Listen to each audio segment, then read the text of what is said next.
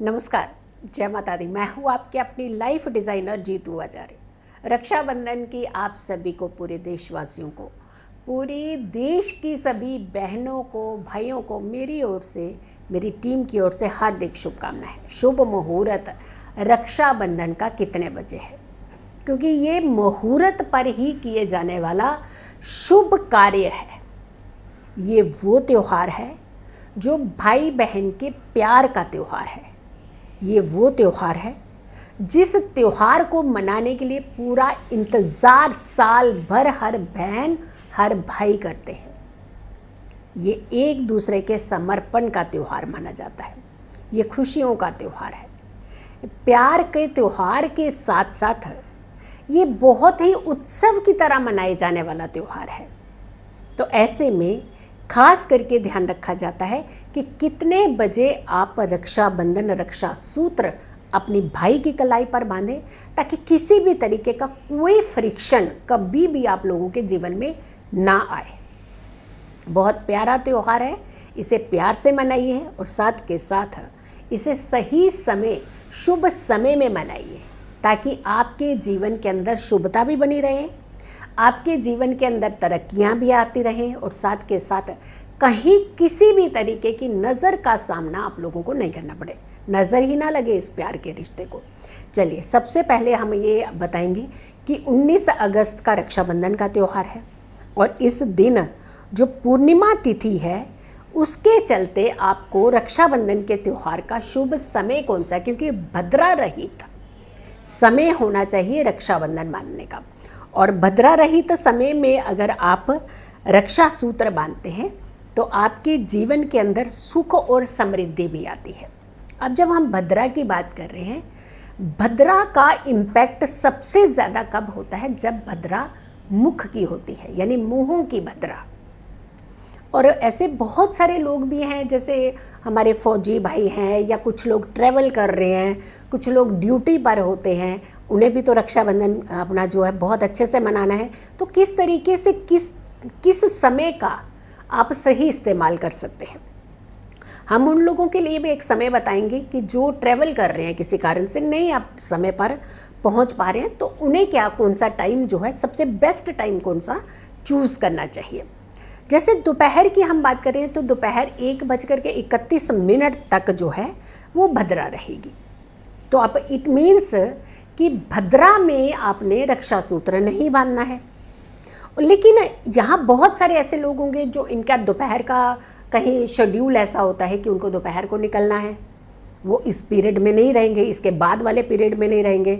उनको लगता है कि सुबह सुबह हम लोग अगर के रक्षा सूत्र बंधवा लें तो हम दिन भर अपना काम भी कर लें और त्यौहार को भी अच्छे से मना लें, कहीं ऐसा ना हो कि हमारी रक्षाबंधन जो है वो बीच में रह जाए। तो आप, जब हम बात करते हैं कुछ एक खास समय की, जैसे हम अपराह्न की बात करते हैं, बहुत सारे कि जो 1:31 के बाद का अपराह्न का जो समय होगा, उस समय कौन सा? अपराह्न मीन्स कि सूर्य आपके बिल्कुल एनर्जी जो सर के ऊपर सीधा, जैसे हम कहते हैं ना 12 साढ़े 12 बजे के बाद में सूर्य एकदम ऊपर पीक में होता है, उसके बाद का जो समय होता है उसे कहते हैं अपराह्न काल। तो ऐसे में हमें मतलब कौन सा समय जो है वो चूज़ करना है। एक तो आगा कि 1:31 के बाद आप जो समय है वो चूज़ कर लीजिए। अब एक प्रदोष काल बड़ा उत्तम होता है। जैसे मान लीजिए आपने 1:31 से लेकर के शाम के 4-5 बजे तक नहीं बांध पाए रखी, तो क्या करेंगे? तो हम शाम का एक आपको मुहूर्त बता रहे हैं, उसमें भी आप कर सकते हैं। लेकिन कुछ लोग जब भद्रा पूंछ काल की हो तो उसमें भी आप रक्षा सूत्र बांध सकते हैं, क्योंकि वहाँ भद्रा इम्पैक्ट उतरती होती है, इम्पैक्टफुल नहीं होती। यानी यहाँ पे अगर आपको कोई भी समय नहीं मिल रहा है तो आप उस समय का प्रयोग जो है वो कर सकते हैं।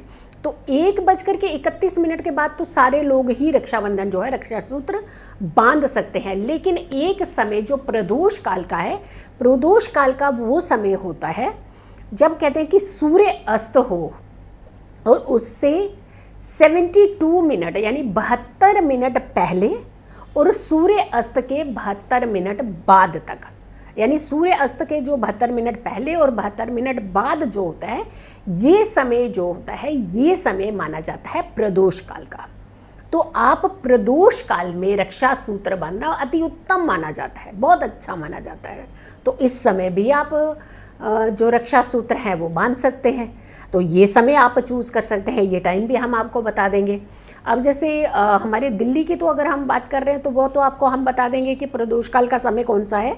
लेकिन जैसे हम लोग उधर जम्मू कश्मीर की तरफ चले जाते हैं, हिमाचल की तरफ चले जाते हैं, तो वहाँ पे जैसे हम इधर 1:31 की बात कर रहे हैं, वहाँ 1:48 के बाद आप रक्षा सूत्र, क्योंकि सूर्य उदय से भी इसका पूरा जो है कैलकुलेशन है वो देखा जाता है। तो वहाँ पे आप 1:48 के बाद में अगर आप रक्षा सूत्र बांधती हैं तो वो ज़्यादा बेटर माना जाता है।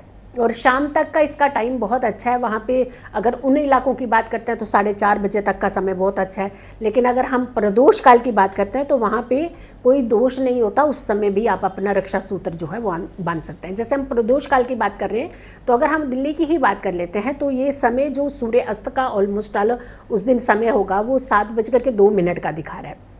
तो ऐसे में ये लगभग मान के चलिएगा कि 5:58 के से लेकर के और रात्रि के 9 बजे तक आप बीच में जो ये समय है ये बहुत अच्छा समय है। इस बीच में आप रक्षाबंधन जो है वो बांध सकते हैं। लेकिन अब जब हम कह रहे हैं कि भद्रा पूंछ काल की हो तो उसमें भी आप रक्षाबंधन जो है कर सकते हैं। अब पूंछ काल की जो भद्रा जो होती है, पूंछ काल की भद्रा में आपको रक्षा सूत्र बांधने में कोई मनाही नहीं होती है, ऐसे में कोई दिक्कत नहीं होती है, कोई परेशानी नहीं होती है। तो आप अगर चाहें तो उस समय आप रक्षा सूत्र जो है वो आप बांध सकते हैं। अब जैसे पूंछ काल की भद्रा की बात कर रहे हैं तो सुबह 9:50 से लेकर के 10:50 के बीच का जो समय है, इस पीरियड के बीच में, क्योंकि पूंछा की जो भद्रा होती है वो इम्पैक्टफुल नहीं होती है, वो आपको परेशान नहीं करती है, आपके रिश्तों में खलल पैदा नहीं करती है, डिस्टर्ब नहीं कर सकती है। तो पूंछ काल की भद्रा में अगर आप किसी कारण से, जैसे कोई सर्विस पे निकल रहा है, कोई और जिनको आप रक्षाबंधन मानते हैं उनको कहीं ट्रैवल करने पड़ रहा है, इमीडिएट करना पड़ रहा है, कहीं जाना पड़ रहा है, तो आप उस पीरियड के अंदर रक्षा सूत्र जो है वो बांध सकते हैं। तो किसी भी तरीके का कोई भ्रम, टेंशन, सटीक जानकारी हमने आप तक पहुंचाई है। आप बहुत तरीके से हमने आपको एक सिस्टम से चीज़ बताई है कि 1:31 से लेकर के आप रात्रि तक रक्षाबंधन कर सकते हैं। लेकिन एक समय हमने आपको संध्या का प्रदोष काल भी बताया है, उसमें भी आप रक्षाबंधन मान सकते हैं। लेकिन पूंछ काल की जब भद्रा है तो उसमें भी आप रक्षा सूत्र जो है वो बांध सकते हैं। ये त्यौहार बड़ा प्यारा सा त्यौहार होता है। इस त्यौहार के अंदर खींचतान ज़्यादा नहीं होनी चाहिए। इस त्यौहार के अंदर किसी भी तरीके का ग्रीड, लालच नहीं होता है। हमने अपनी एक वीडियो बनाई थी कि जिसमें हमने कहा था कि आप एक चांदी की चीज़ जो है वो ज़रूर दीजिए अपनी बहनों को। और यकीन मानिए, सिर्फ बहनों को चांदी की चीज़ देने से सिर्फ बहनों का फ़ायदा नहीं होने वाला, इस बार आपका बहुत बड़ा फ़ायदा होने वाला है। ये पूर्णिमा का चांद है इस बार, और साथ के साथ रक्षाबंधन का त्यौहार सोमवार का दिन है, और श्रावण के महीने की पूर्णिमा साथ के साथ भगवान भोलेनाथ के श्रावण के महीने का आखिरी दिन भी है, आखिरी सोमवार भी है, क्योंकि 5 सोमवार इस बार पड़े हैं। बड़ा विलक्षण योग है चांदी खरीदने का, चांदी का उपहार देने का और चांदी इस्तेमाल करने का। तो मेरी पहली वीडियो अगर आपने नहीं देखी है, बहना भी आपके घर में ही है, तो जाते जाते विदा करने से पहले आप उस वीडियो को ज़रूर देख लीजिएगा और एक छोटा सा चांदी का उपहार अपनी बहना को ज़रूर दे दीजिएगा। सो आपने इस वीडियो को बहुत सारे लोगों तक ज़रूर पहुंचाना है। अगर चैनल आप लोगों ने मेरा सब्सक्राइब नहीं किया है तो ज़रूर कीजिएगा। वीडियो को ज़्यादा से ज़्यादा लोगों तक ज़रूर शेयर कीजिएगा और मेरी आने वाली हर वीडियो को ज़रूर देखें। खुश रहें, स्वस्थ रहें, पॉजिटिव रहें।